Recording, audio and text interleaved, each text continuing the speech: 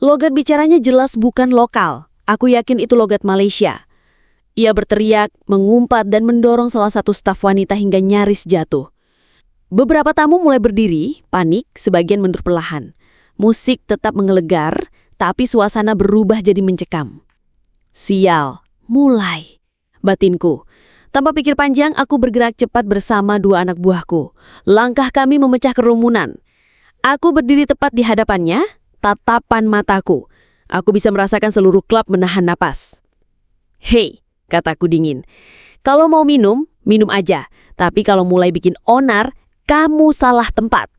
Dia menatapku, matanya liar, tapi aku tahu dia ragu. Tangan kirinya gemetar, mungkin karena minum, atau mungkin karena dia tahu siapa aku. Aku melangkah lebih dekat, cukup dekat hingga bisa ku dengar napasnya yang berat. Ini terakhir kali aku kasih peringatan. Sekarang, keluar, atau aku sendiri yang seret kamu. Suasana mendadak hening, musik seolah menguap, semua mata menatap kami. Pria itu akhirnya menunduk, tak sepatah kata pun keluar dari mulutnya. Dua anak buahku segera mengapitnya, lalu menggiringnya keluar tanpa perlawanan. Aku berdiri mematung, memastikan dia benar-benar lenyap dari pandangan. Beberapa detik kemudian, bar mulai hidup kembali, musik pelan-pelan naik volumenya, orang-orang kembali menari seolah tak ada yang terjadi. Tapi aku tahu, malam ini belum selesai. Dan di dunia sepertiku, ketegasan bukan cuma pilihan. Itu satu-satunya cara bertahan hidup. Jangan cuma diam-diam nonton ya sayang. Tekan tombol subscribe-nya yuk. Pelan-pelan sayang. Kelanjutannya begini. Namaku Uni. Aku berasal dari Subang, Jawa Barat. Awalnya, aku datang ke Taiwan sebagai TKW. Bekerja di sebuah rumah tangga. Pekerjaanku lumayan, membersihkan rumah, merawat orang tua, memasak. Tapi ada satu hal yang sulit kuterima. Aku diperlakukan seperti barang, bukan manusia. Tak ada istirahat, kata-kata kasar hampir setiap hari, dan waktu ibadah pun sering ditahan. 3 bulan aku bertahan, tapi setiap malam aku menangis diam-diam. Sampai akhirnya, pada malam ke-91, aku nekat keluar dari rumah majikan. Sendirian, hanya membawa tas kecil dan sisa uang yang kukumpulkan. Di jalan, aku sempat bingung. Aku tahu, aku ilegal kalau kabur. Tapi aku juga tahu, kalau aku bertahan di tempat itu, aku bisa hancur. Lalu, takdir membawaku ke sebuah tempat yang tak pernah kubayangkan, klub malam. Disinilah aku pertama kali bertemu dengan seseorang yang memberiku peluang menjadi petugas keamanan. Awalnya aku ragu, tapi aku butuh makan, butuh tempat tinggal. Kupelajari semuanya, disiplin, pengawasan kamera, membaca situasi keributan, dan menjaga batas. Aku bukan gadis lemah lagi. Di sini aku berdiri tegak, bukan untuk bergaya, tapi untuk bertahan. Pelan-pelan aku dikenal. Bukan karena wajah, tapi karena ketegasan. Karena aku perempuan yang tak mudah diintimidasi. Di balik lampu kelap-kelip dan dentuman musik, aku menjaga batas dunia yang banyak orang tak paham. Aku bukan lagi ART, aku adalah penjaga. Dan aku bangga berdiri di atas pilihanku sendiri. Hari itu, malam pertamaku mengenakan seragam hitam. Seragam yang bukan hanya sekedar pakaian, tapi lambang bahwa aku harus siap menghadapi dunia yang keras tanpa banyak kata, tanpa banyak ampun. Aku masih ingat saat pertama kali melangkah masuk ke lantai klub. Musik menghentak, lampu warna-warni menari di udara penuh asap. Orang-orang tertawa, berdansa, dan sebagian saling dorong.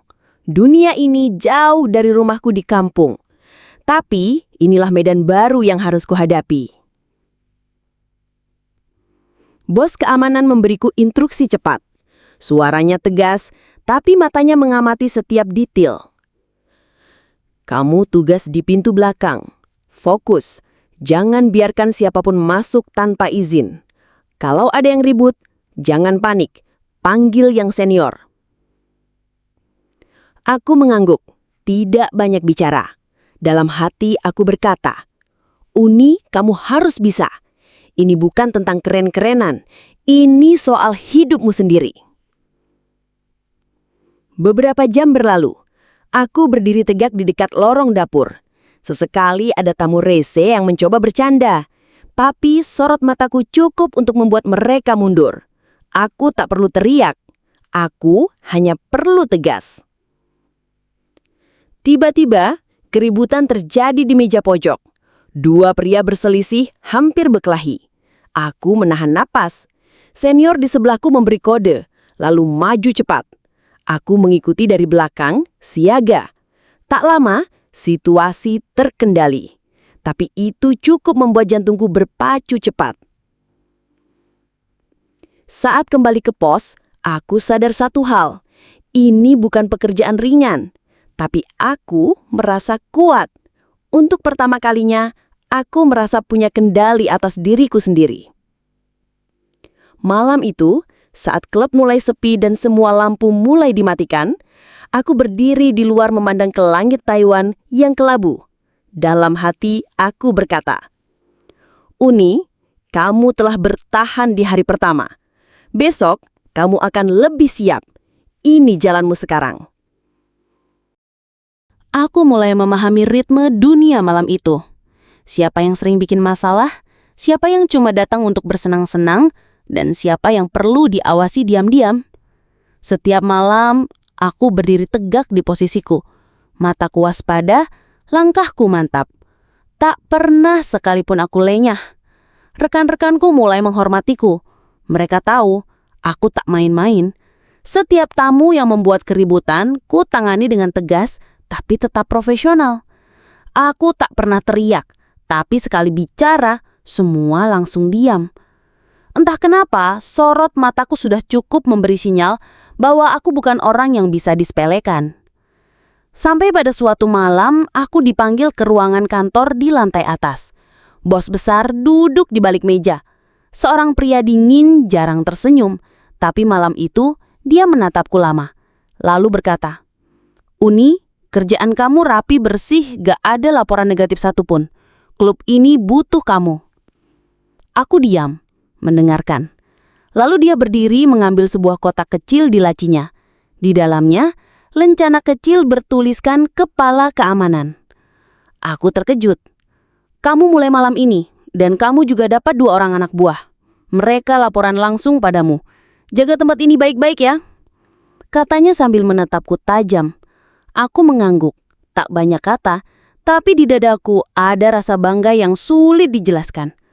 Dulu aku cuma asisten rumah tangga, kini aku berdiri sebagai pemimpin di tempat yang keras ini. Bukan karena koneksi, tapi karena kerja keras, ketegasan, dan kejujuran. Malam itu saat berdiri di balkon klub dengan 2 pengawal di belakangku, setelah menerima lencana kepala keamanan malam itu, aku masih merasa seperti bermimpi. Tapi kejutan belum berhenti di situ. Saat semua orang mulai kembali bekerja, bos menyodorkan sebuah map tipis berisi rincian kontrak baruku. Di dalamnya, angka yang membuat mataku membelalak. Gaji pokok 35 juta rupiah per bulan. Aku membacanya berulang-ulang. Ada bonus malam, tunjangan makan, bahkan uang transportasi. Belum termasuk tips dari pengunjung VIP yang sering merasa terbantu karena ketegasan tim keamanan. Tanganku sempat gemetar. Dalam hati aku bertanya, apa ini nyata? Aku hanya seorang perempuan desa, mantan TKW yang dulu makan sehari-hari saja, kadang harus berhemat. Tapi kini keringatku dihargai, tegasku diakui, disiplinku dihormati. Aku mengangkat kepala, menatap pantulan diriku di kaca jendela ruang kantor. Di sana berdiri sosok yang dulu hanya bisa bermimpi, bisa beli sawah, bantu orang tua, bangun rumah sendiri. Dan sekarang semua itu terasa mungkin. Saat berjalan keluar ruangan malam itu, 2 pengawalku sudah siap mengawal. Klub masih bising, musik berdentum, tapi aku berjalan dengan langkah yang berbeda. Lebih percaya diri, lebih siap. Bukan karena uangnya, tapi karena untuk pertama kalinya dalam hidup, aku merasa dihargai sebagaimana mestinya. Aku bukan siapa-siapa, tapi aku bisa jadi sesuatu. Terima kasih ya Allah, aku akan jaga kepercayaan ini. Malam itu suasana klub seperti biasa, ramai, musik berdentum, dan para tamu mulai memadati ruangan. Tapi sekitar pukul 9, 2 orang pria berdasi masuk. Wajah mereka serius, membawa map tebal, dan langsung meminta bertemu dengan manajer. Aku menyambut mereka dengan sopan namun tegas. "Ada yang bisa saya bantu, Pak?" Salah satu dari mereka berkata, "Kami dari kantor pajak. Ada laporan izin operasional tempat ini belum lengkap. Kami butuh klarifikasi malam ini juga." Aku langsung melapor ke bos, tapi responsnya mengejutkanku. "Bilang aja saya nggak di tempat. Suruh mereka datang lagi lain hari." Aku menatap bos dengan bingung. "Tapi ini penting, Pak." "Udah, kerja kamu jaga keamanan, bukan ngurus surat izin." Aku terdiam.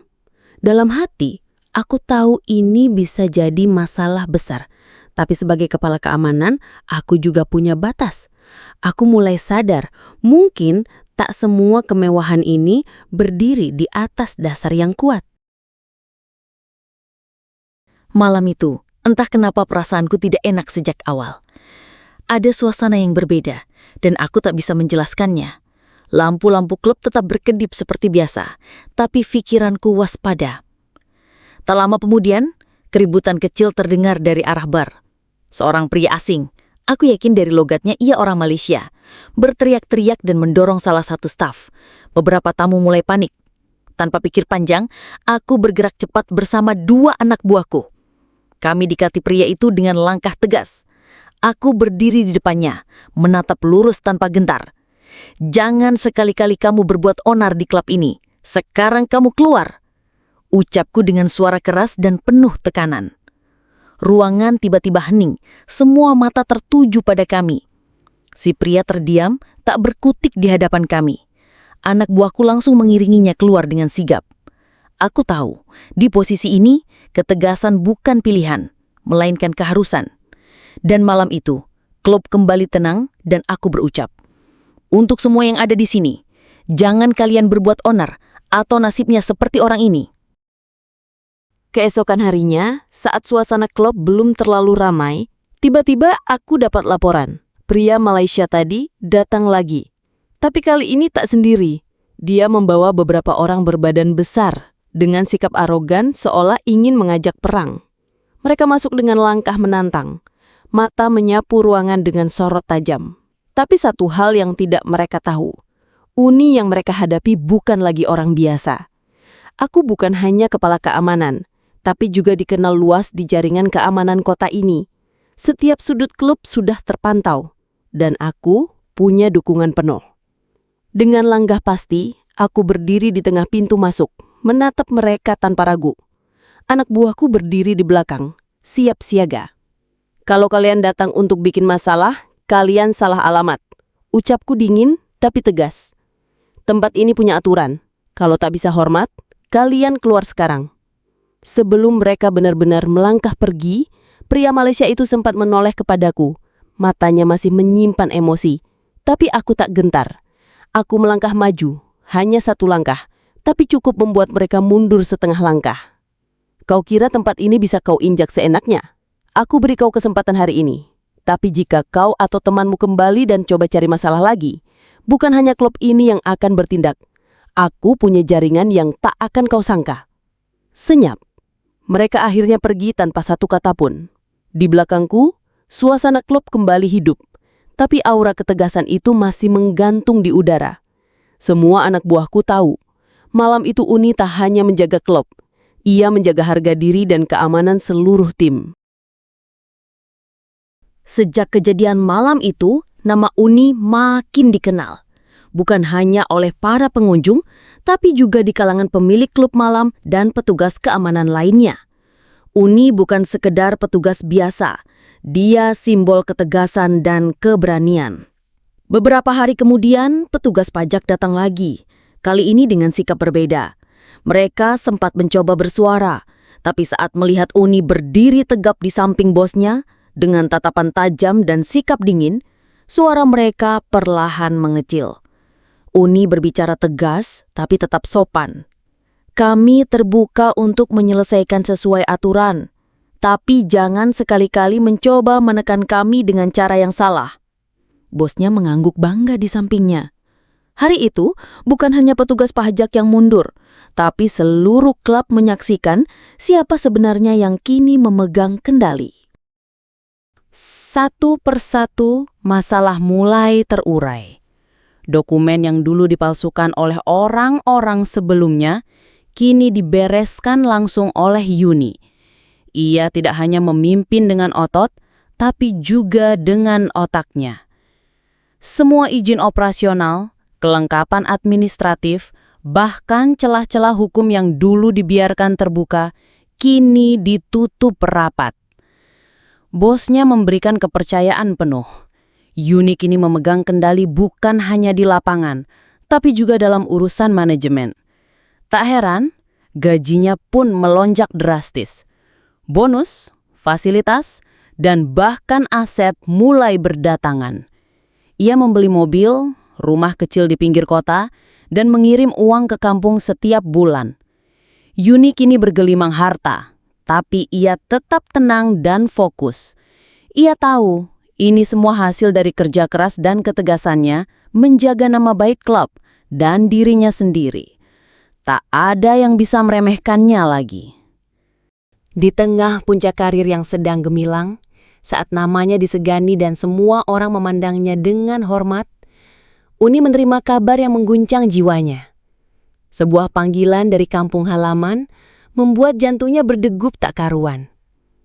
Suara di seberang sana gemetar, menyampaikan kabar duka yang tak pernah ia bayangkan. Ayah dan ibu tercinta meninggal dunia dalam kecelakaan lalu lintas yang tragis. Seketika, lutut Uni melemas, tubuhnya gemetar, dan air matanya mengalir tanpa henti. Dunia seolah berhenti berputar. Tangisnya pecah, mengisi ruang sunyi apartemennya yang megah. Namun di tengah duka itu, Uni masih bersyukur. Adik kecilnya selamat meski mengalami luka dan trauma yang mendalam. Ia tahu, saat ini bukan hanya dia yang hancur, tapi juga masa depan adiknya yang bergantung padanya. Belum sebulan berlalu sejak kehilangan itu, luka lama belum sembuh.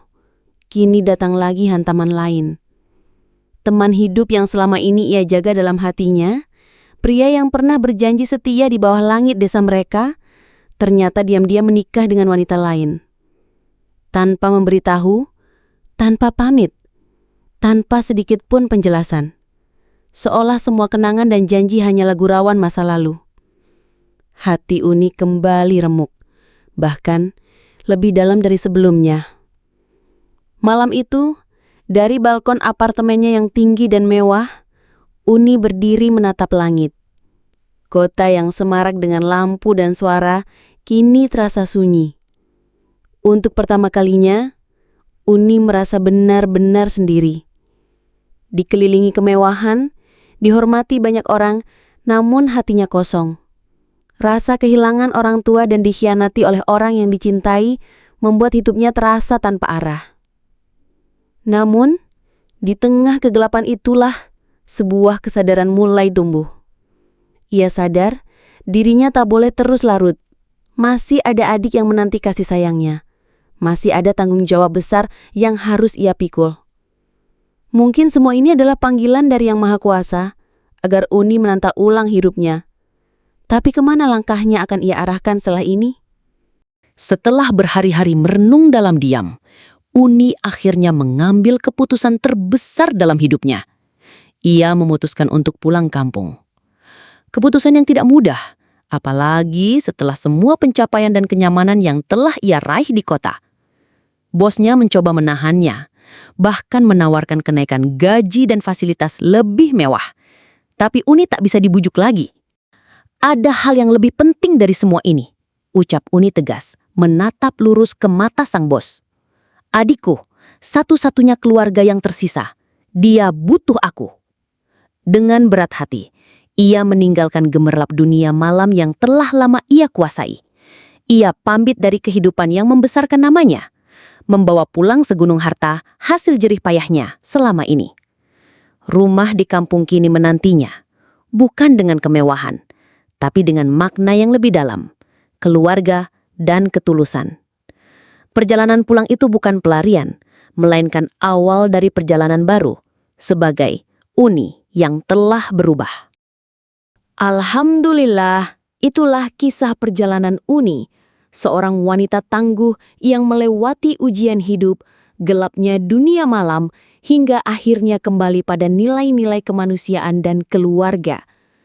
Semoga kisah ini menjadi pelajaran bagi kita semua, bahwa seberat apapun jalan hidup, Allah selalu memberikan jalan bagi hambanya yang bersungguh-sungguh ingin berubah dan memperbaiki diri. Mari kita tutup dengan doa bersama. Allahumma ya muqallibal qulub, tsabbit qulabana ala dinik. Ya Allah, berikanlah kami kekuatan dalam menghadapi ujian hidup. Jauhkan kami dari jalan yang Engkau murkai, dan kumpulkan kami bersama orang-orang yang Engkau cintai di dunia dan akhirat. Amin. Semoga kisah ini memberi manfaat, menyentuh hati, dan mengingatkan kita akan arti perjuangan, cinta, dan pentingnya pulang kepada Allah di akhir setiap pencarian. Dukung terus channel ini dengan like, subscribe, dan bagikan ke teman-teman agar semakin banyak yang mendapatkan hikmah dari kisah-kisah inspiratif seperti ini. Wassalamualaikum warahmatullahi wabarakatuh.